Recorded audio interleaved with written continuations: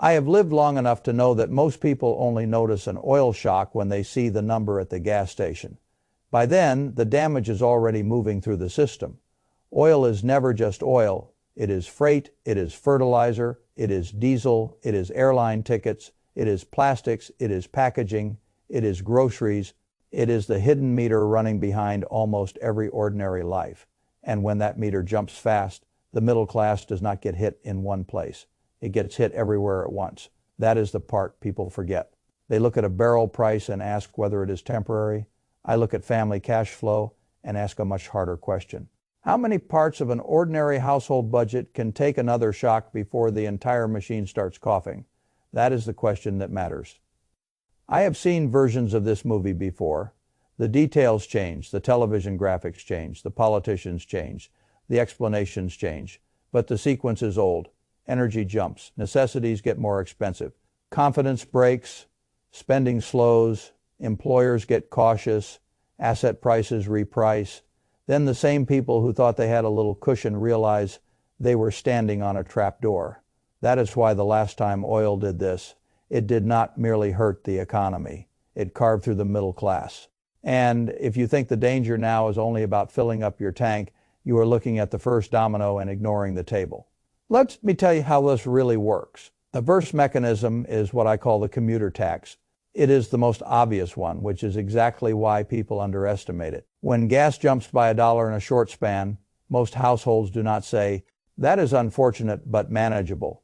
They start making silent cuts, fewer dinners out, delayed repairs, one less weekend trip, one less subscription they actually enjoyed, one more month before replacing old tires, one more month before buying a laptop, one more month before moving, one more month before breathing. That is how the middle class gets hurt. Not with one dramatic blow, with 1,000 little hesitations. A household that spends an extra $100 or $200 a month on fuel and transport does not experience it as a market event.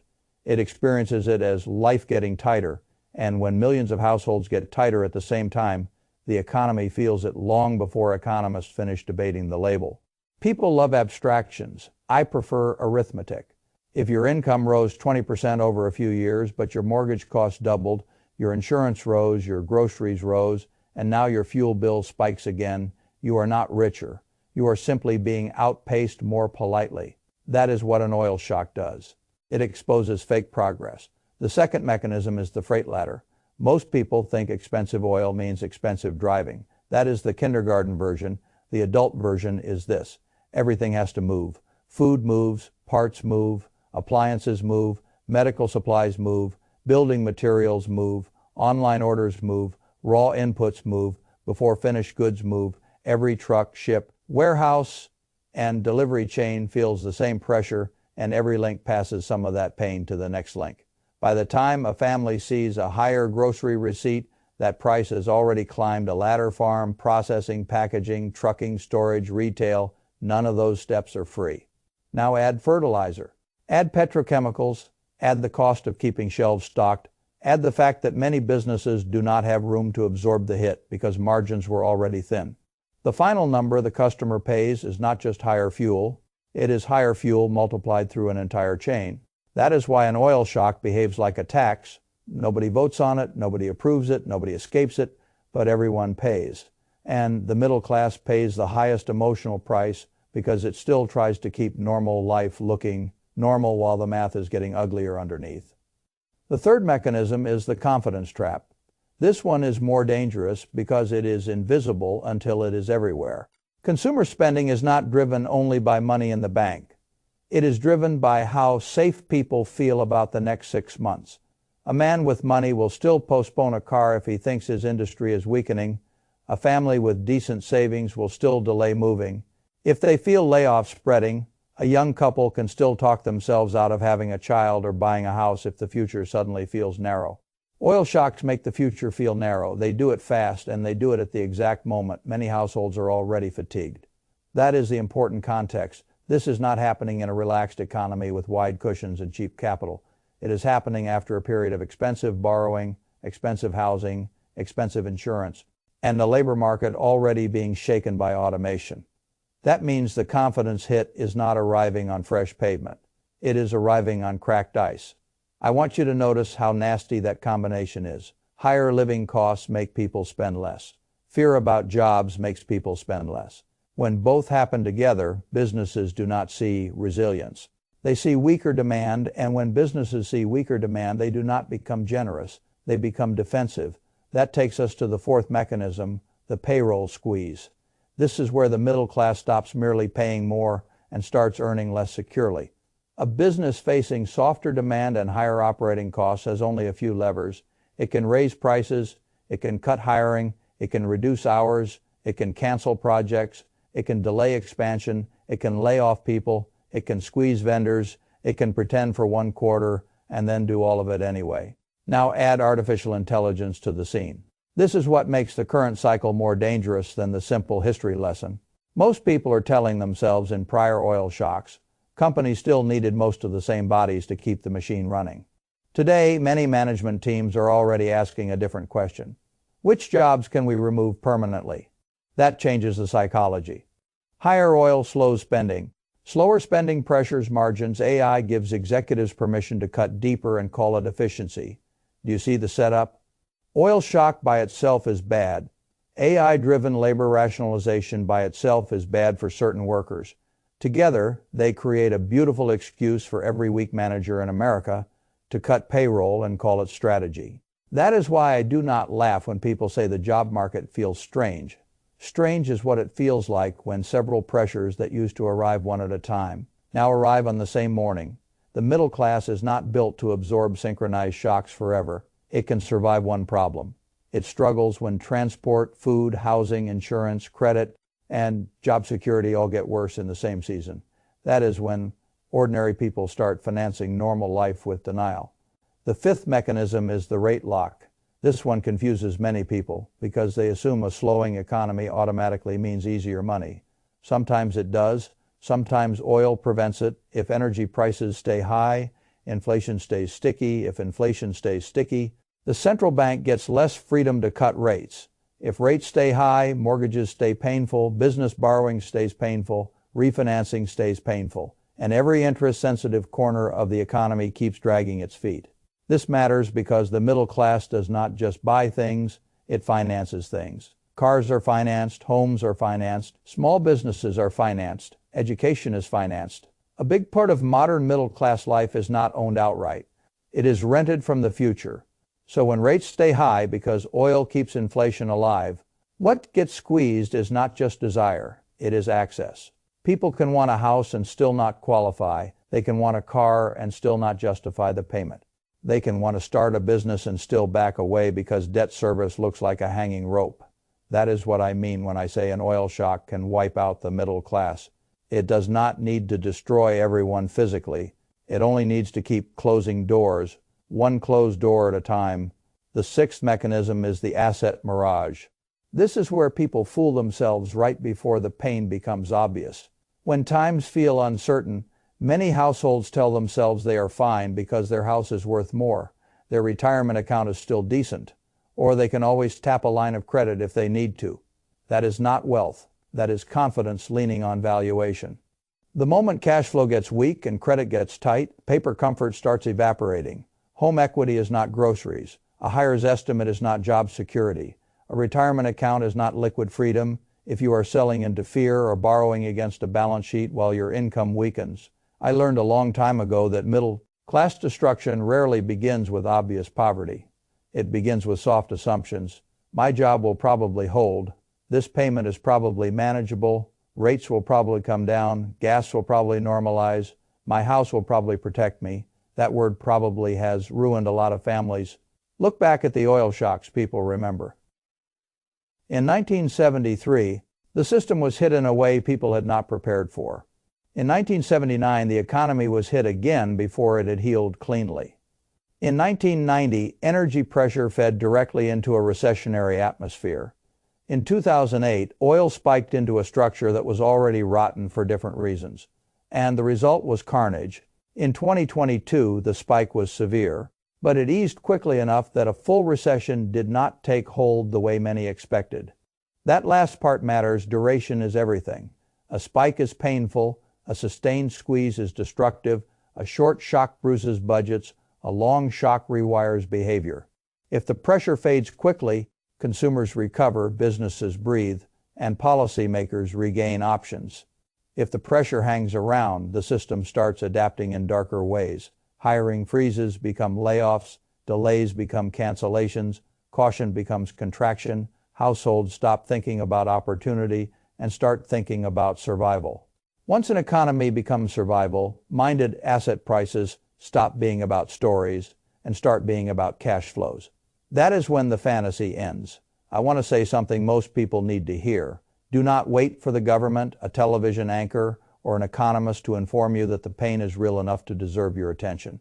By the time the consensus settles, markets have already repriced and households have already adjusted downward. You do not need a recession declaration to know what strain feels like. You can see it in restaurant traffic, you can hear it in the language of managers, you can feel it in how friends talk about buying homes, changing jobs, or making large purchases. You can see it when people with decent salaries still sound tired. That is the smell of a system becoming less forgiving. Now let me tell you where investors get this wrong. They assume that because a recession is possible, the correct response is to freeze. That is amateur thinking. I never built anything by freezing. But I also never survived hard periods by being sloppy. You do not solve an oil shock by becoming dramatic. You solve it by becoming precise. That brings me to the operating system. When an energy shock collides with a fragile consumer and an AI-disrupted labor market, I use a very simple protocol. First, I protect cash flow, not fantasy, not ego, cash flow. If your household or business is overextended, now is the wrong time to admire your courage. Get lean, cut obligations that were only comfortable in a softer world. Rebuild breathing room. A person with optionality sleeps better and buys better. Second, I stop mistaking fixed costs for identity. Big cars, oversized houses, and expensive habits feel harmless when the system is generous. They become anchors when the system turns. Middle-class destruction often begins with trying to preserve a lifestyle that was financed under yesterday as assumptions. Pride is expensive. Flexibility is cheaper. Third, I treat volatility as inventory. If I believe the American economy will be larger in 10 years, then lower prices on strong assets are not a tragedy. They are inventory arriving on sale. But I only buy what I understand, and I buy it in a way that lets me survive if the sale gets deeper. That means broad, productive assets for the core. Not theatrical bets, not panic trades, not gambling disguised as conviction. Fourth, I separate hedges from engines. Gold can be a hedge. It is not my engine. Consumer staples can be defensive. They are not my whole plan. Energy can benefit from a longer shock. That does not mean I build my future on a headline. My engine remains productive ownership, businesses, broad equities, cash, generating assets, things that can outgrow temporary fear over long stretches of time. Fifth, I respect the sectors that get hit unevenly. An oil shock is not one trade. Airlines do not feel it the way pipelines do. Consumer discretionary does not feel it the way staples do. Weak balance sheets do not feel it the way strong ones do. Rate-sensitive sectors do not feel it the way cash. Rich sectors do. The lazy investor hears one macro story and buys one crude response. The disciplined investor asks which part of the system is being taxed, which part is being paid, and which part merely looks cheap because it deserves to sixth. I keep buying through the panic in measured intervals. Always be buying does not mean always be blind. It means I do not hand my future to my mood. If the market falls because the world gets scared, I do not suddenly become a philosopher. I keep my schedule. I buy quality. I add more when discounts deepen. I refuse to let fear interrupt a process designed for exactly these moments.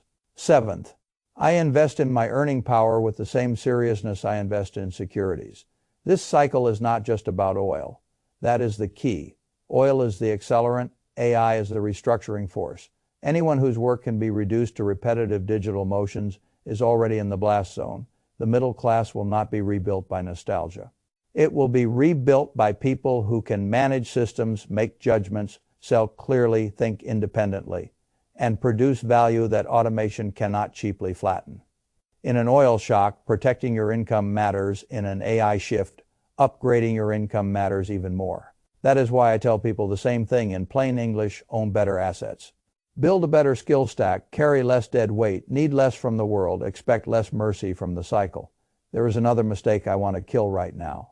People say recessions and crashes create millionaires, as if that means pain is good. Pain is not good. Pain is simply useful to the prepared. That is different. A bear market does not reward intelligence alone.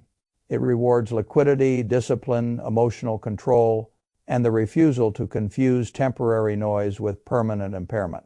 Many people know what they should buy when markets fall. Very few have arranged their lives so they can actually do it. That is why preparation matters more than prediction.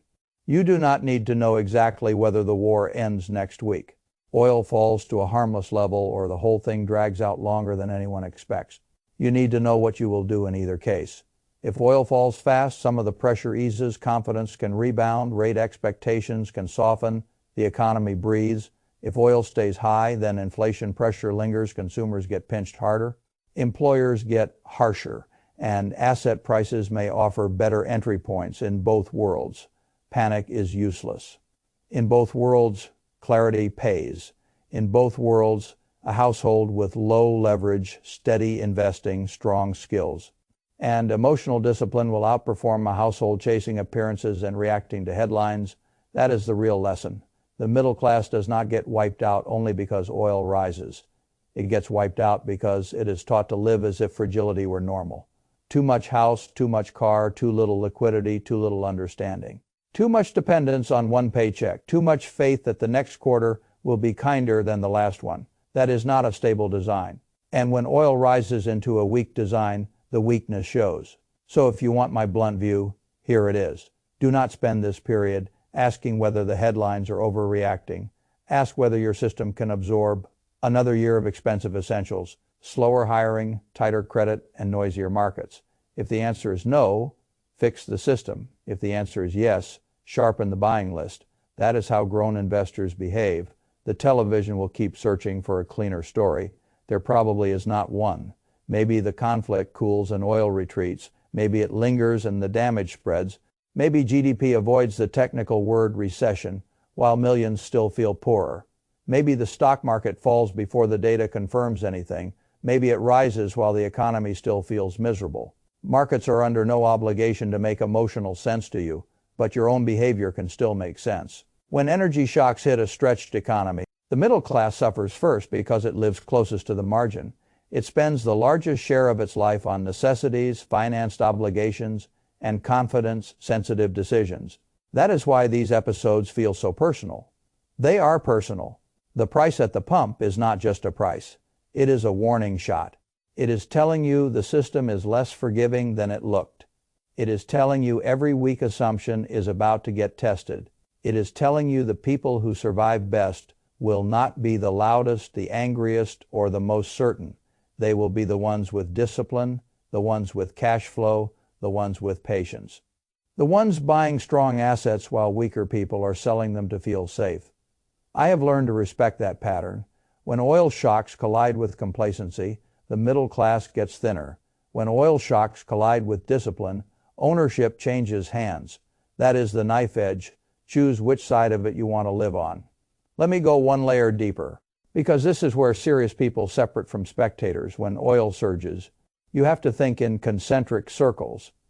The inner ring is immediate pain, fuel, freight, utilities, travel. The middle ring is behavioral change, smaller carts at the grocery store, longer replacement cycles for electronics, fewer restaurant visits, postponed moves, postponed hiring, postponed risk.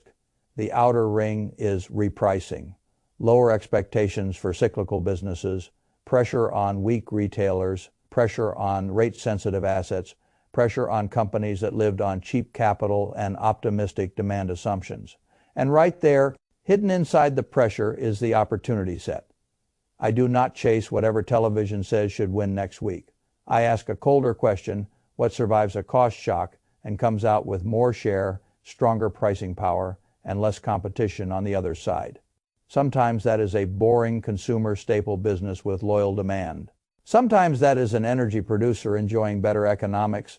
Sometimes that is a dividend payer with real cash generation and a balance sheet that does not need mercy from the bond market. Sometimes that is a broad index fund bought when frightened people are liquidating perfectly good businesses because they need psychological relief. This is why I tell investors to stop worshiping excitement. Excitement is expensive. Durability is cheap only when fear is loud.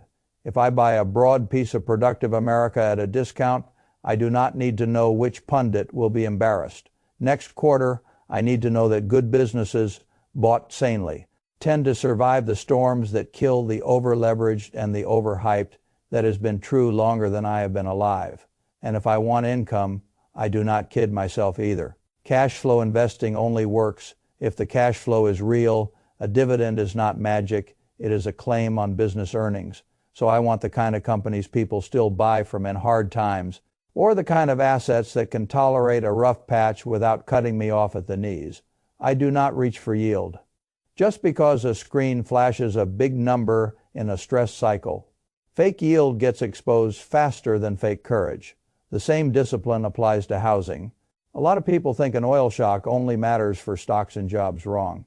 If energy stays high and rates stay stubborn, then affordability stays broken, moving activity stays slow, and any part of the housing market, depending on cheap financing, stays awkward. The middle class feels that twice. First, in its own budget. Second, in the shrinking room to upgrade, relocate, or refinance.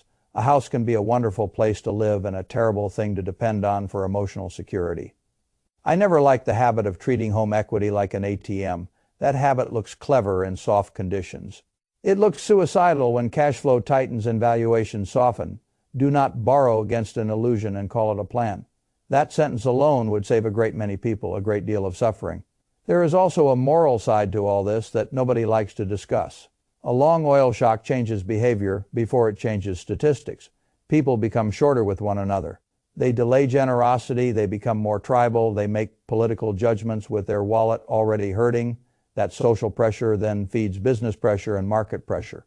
So when I say oil can wipe out the middle class, I do not just mean portfolio values or spending power, I mean confidence in the future. A country with a confident middle class behaves one way. A country with a cornered middle class behaves another way entirely. That is why you must not let this period make you stupid. Do not turn anxious and call it informed. Do not turn political and call it analysis. Do not turn passive and call it patience. Look at your numbers. Look at your debt. Look at your savings runway. Look at how dependent you are on one employer, one narrative, one monthly check. Then act if you need a final rule. I will give it to you in one sentence. In an oil shock, the people who keep optionality gain ownership from the people who ran out of it. That is how fortunes quietly move during hard cycles. Not with fanfare, with forced selling on one side and prepared buying on the other.